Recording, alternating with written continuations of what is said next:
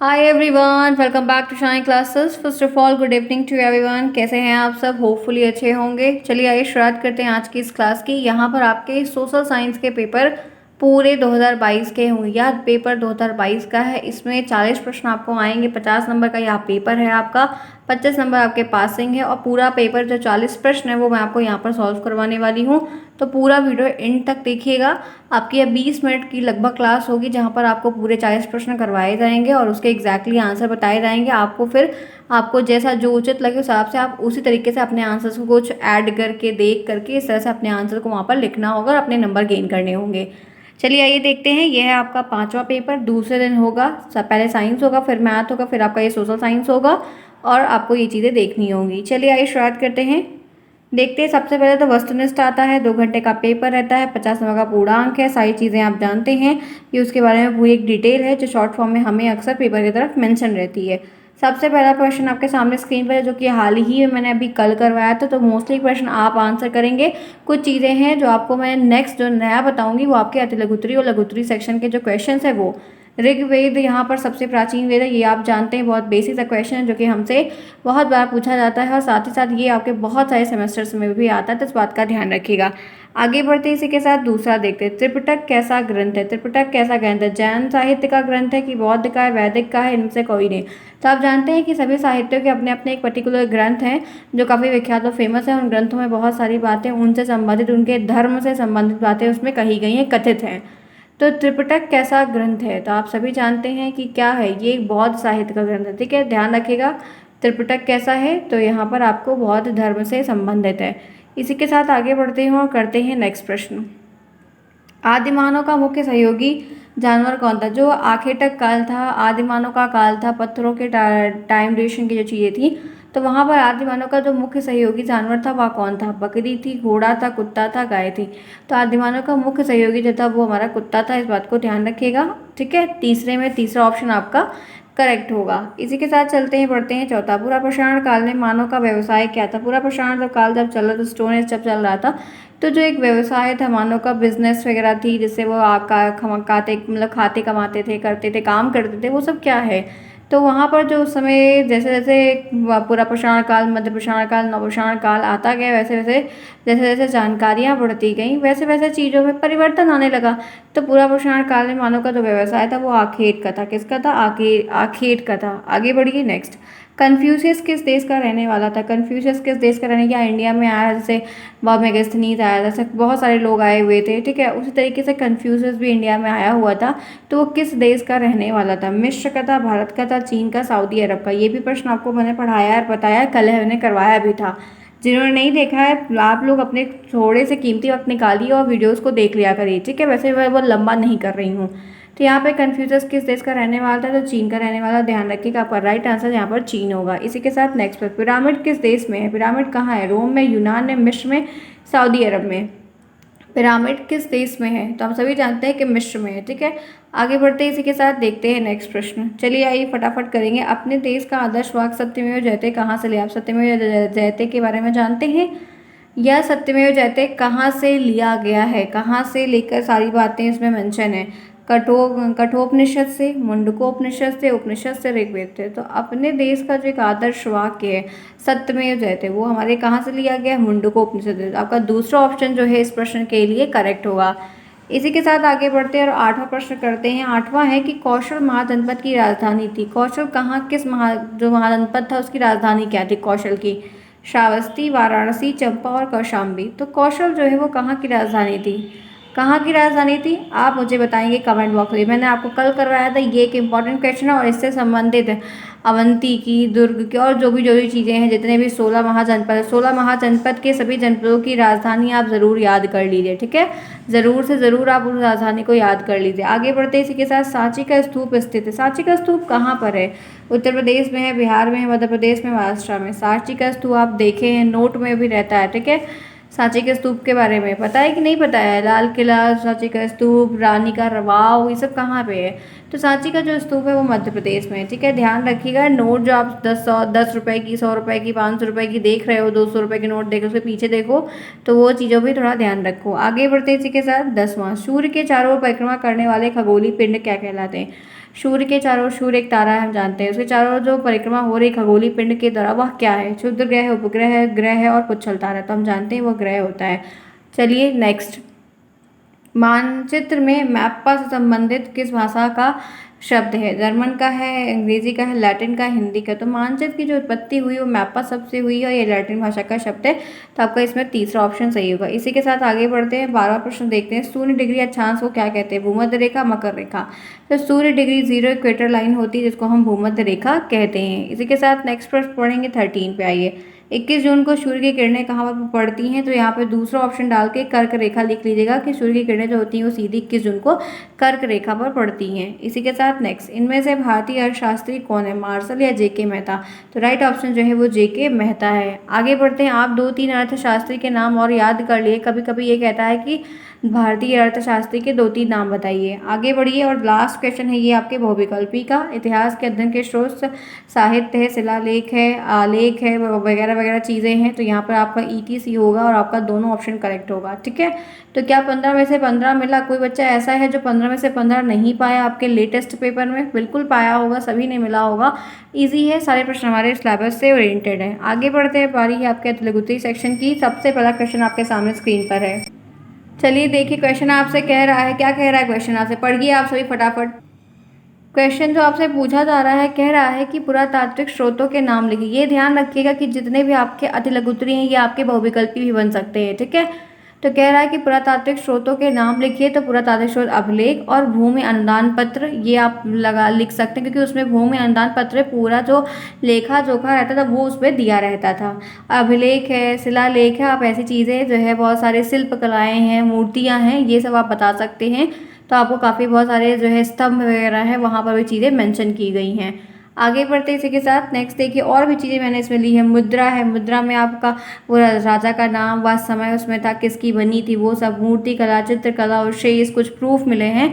तो आप इनसे जो है ये स्रोतों की जानकारी हमें मिलती है जिनको हम पढ़ रहे हैं और पढ़ के आज जान रहे हैं। तो ये आपको बहुविकल्पी को टिक करने के साथ साथ ऐसा लिखने को भी आ सकता है, तो इसके लिए ध्यान रखिएगा।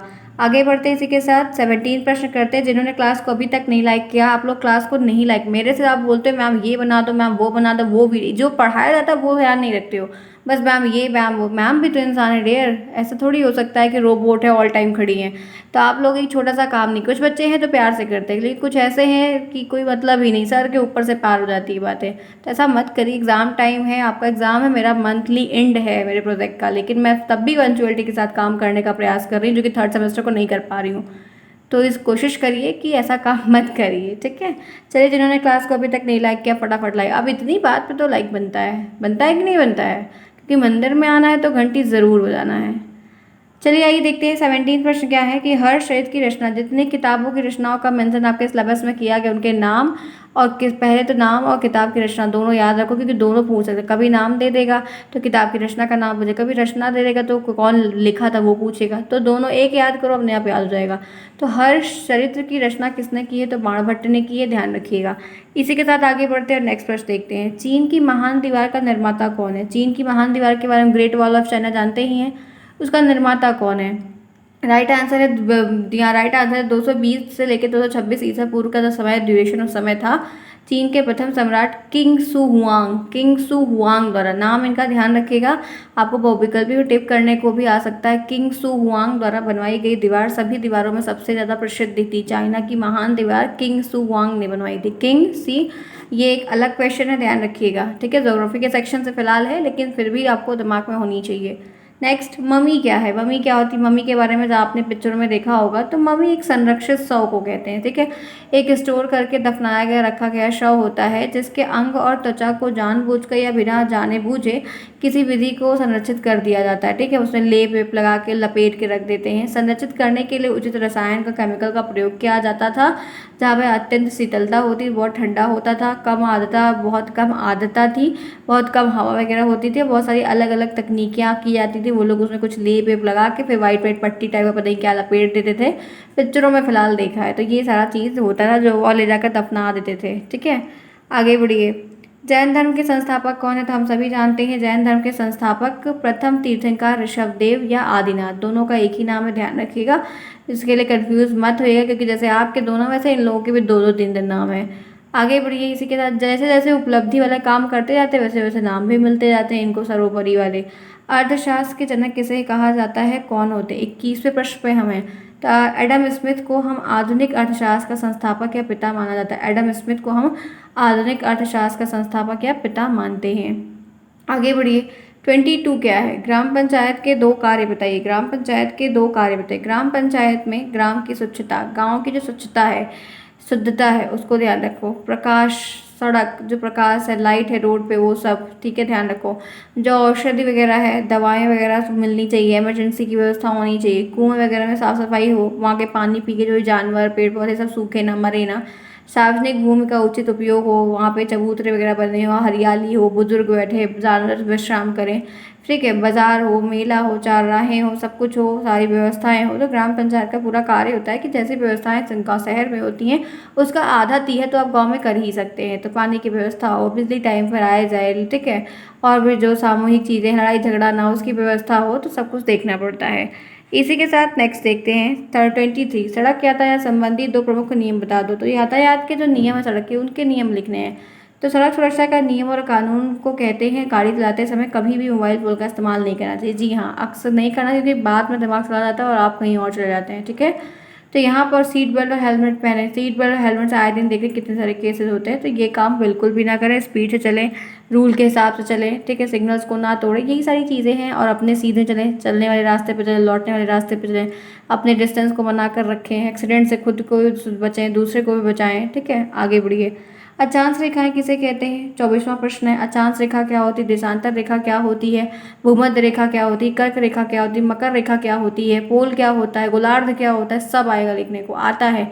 तो ऐसा प्रश्न बना है तो वो तैयार करो, जो इंपॉर्टेंट है वो तैयार करो, हर कीमत पर करो, कैसे भी करो, बैक नहीं लानी, 90% ले आना। क्योंकि अगर पहले में बैक लग गई ना तो सेकंड में भी लगेगी, थर्ड में भी लगेगी, फोर्थ में फिर बैक निकाल नहीं पाओगे, ठीक है, दिक्कत हो जाएगी। इसलिए सीरियस होके पढ़ लो, यही लास्ट टाइम है, इंपॉर्टेंट है, जहाँ पर सारी चीज़ें बताई जा रही हैं। लास्ट में पढ़ लोगे चीज़ें हो जाएंगी, नहीं तो तकलीफ देगा बहुत, ठीक है।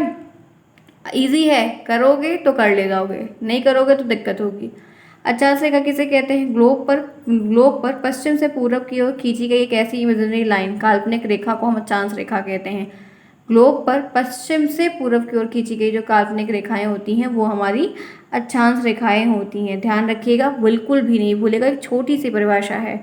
आगे बढ़िए। इतिहास की कोई एक उपयुक्त परिभाषा। देखिए प्रश्न आपसे पूछ रहा है इतिहास की कोई परिभाषा, कोई भी लिख दीजिए, कोई जरूरी नहीं है कि आप यही लिखिए, आपको जो समझ में आए, जो उचित लगे उस वक्त लिख दीजिए। तो आपको सिंपल सा लिखना है, बस बहुत ज़्यादा नहीं घुस के लिखना है। जैसे क्या लिख सकते हैं, देखिए, इतिहास के अंतर्गत हम जिस विषय का अध्ययन करते हैं और उसमें अब तक, तब उस समय से लेके आज के समय तक जो घटनाएं घटित हैं उनके संबंध में जितनी चीज़ों को एक अरेंज वे में कालक्रम के अनुसार रखा गया है वो वर्णन होता है उसमें, वही हम पढ़ते हैं। और भी आप बता सकते हैं इतिहास के बारे में, पुराने समय, बीते गए समय का पूरा कालक्रम, पूरी स्थिति के बारे में बताने के लिए बहुत कुछ आप बना कर लिख सकते हैं, ठीक है। ये सब बहुत सिंपल सा प्रश्न है कि आप बना कर खुद ही लिख दो। आगे बढ़ो। जीवाश्म किसे कहते हैं? ये क्या होता है?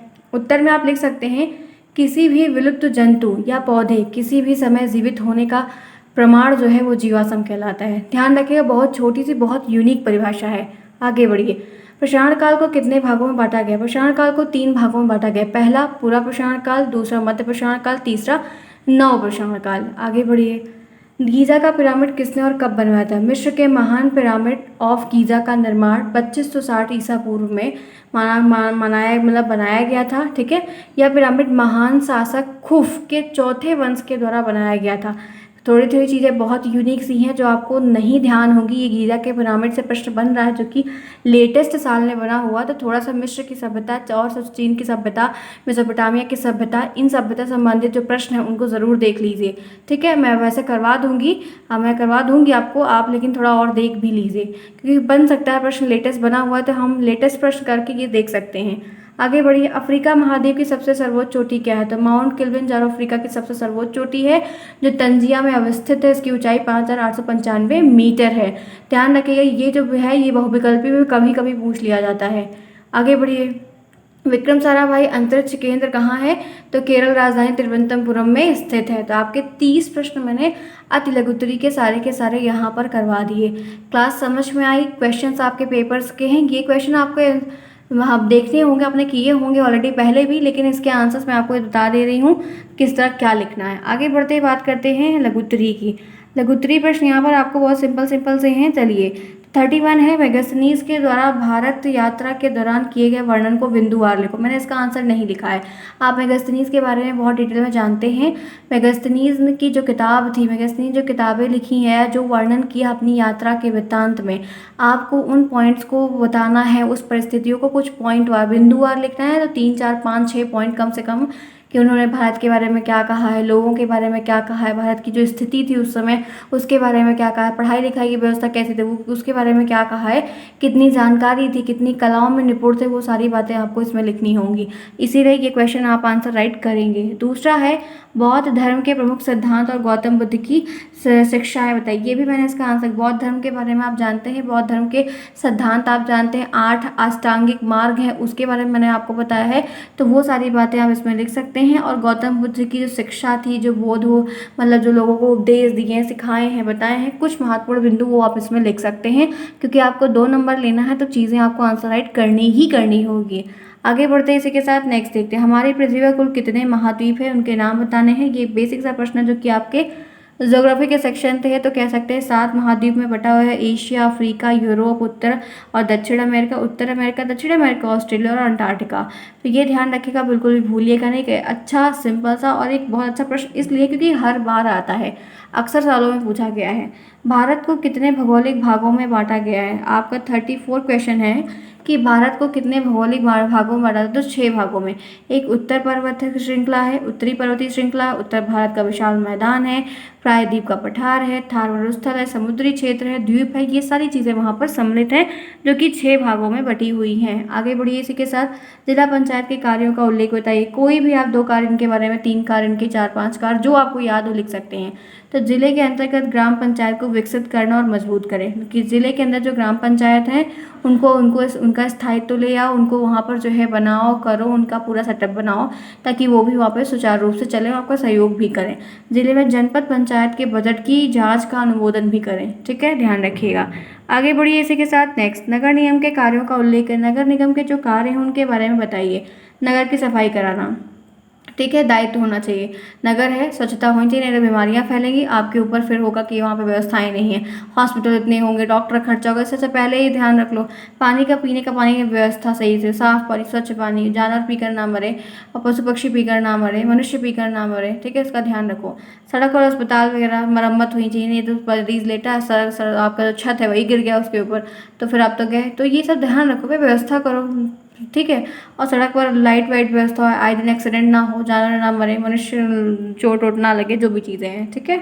आगे बढ़िए, जन्म मृत्यु का निबंध जो है, मतलब एक निबंधन करना, डेथ रेट सब और बर्थ रेट का रेशियो डाटा वगैरह वगैरह रखना। आगे बढ़िए 37, दिन और रात होने का कारण, दिन और रात होने का रीज़न क्या है? दिन और रात होने का क्या कारण है? तो पृथ्वी अपने एक्सेस पर घूर्णन करती है, बात आप सभी को मालूम है, इसके कारण दिन और रात होते हैं। पृथ्वी के घूर्णन करने पर पृथ्वी का जो भाग सूर्य के सामने आ जाता है वहाँ पर दिन होता है, जो उसके विपरीत दिशा में होता है वहाँ अंधेरा हो जाता है, इसीलिए वहाँ पर कहा जाता है कि दिन और रात होते हैं। आगे बढ़िए, विश्व को सिंधु सभ्यता की देन, विश्व को सिंधु सभ्यता की क्या देन है? तो कह सकते हैं कि पूरे विश्व सिंधु सभ्यता ने नगर सभ्यता को, ये नगर सिस्टम जो बने हैं, घर बने हैं, ईंटों के घर बने हैं, ये सिंधु ने सिखाया। तो सिंधु ने नगर सभ्यता से परिचित करवाया। सुव्यवस्थित नगर नियोजन की प्रणाली भी सिंधु सभ्यता से ही आई, जहाँ से देखते हुए आज भी लोग बनाते हुए काम कर रहे हैं। कुशल जल निकासी, नाली की व्यवस्था, वाटर पाइप की व्यवस्था, पूरी व्यवस्था से हो जाए, पानी जाके गिर जाएगा गंदा पानी, ये सारी व्यवस्था उस समय से जो आज तक चली आ रही है। कलात्मक दृष्टिकोण से परिचित करना, वो भारतीय डिज़ाइन और वगैरह वगैरह चीज़ें जो भी हैं, ये उस समय से बनती चली है, जो कि लोग देखकर बनाते हैं, करते हैं। धूमकेतु क्या है, संक्षेप में बताइए, ज्योग्राफी का प्रश्न है। धूमकेतु सौरमंडलीय निकाय है, जो पत्थर, धूल, बर्फ, गैस के टुकड़े और छोटे छोटे खंडों से सम्मिलित रूप से मिलकर बना है, या ग्रहों के समान सूर्य की परिक्रमा करते हैं।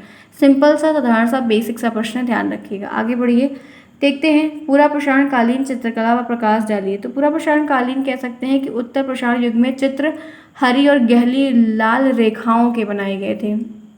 उस समय जब चित्र बनाते थे तो हरा और लाल रंग का इनको एक अभिप्राय हो गया था, उससे संबंधित चित्रकला बनाते थे और वही चित्र उसमें लेकर भरते थे। तो इसकी मुझे कोई इमेज नहीं मिली, इसलिए मैंने शेयर नहीं की आपसे। फिलहाल इसके लिए आपको थोड़ा चित्रकला कैसी थी, क्या क्या उसमें बनता था, जानवर, पशु पक्षी की वो लोग जो छाप वगैरह बनाते थे, वो बातें आपको इसमें लिखनी होगी। तो इस बात को ध्यान, ये थोड़ा सा आंसर अधूरा है कह सकते हैं, इनमें आपको और पॉइंट लिखना होगा क्योंकि 1 नंबर का प्रश्न है, 2 नंबर का है।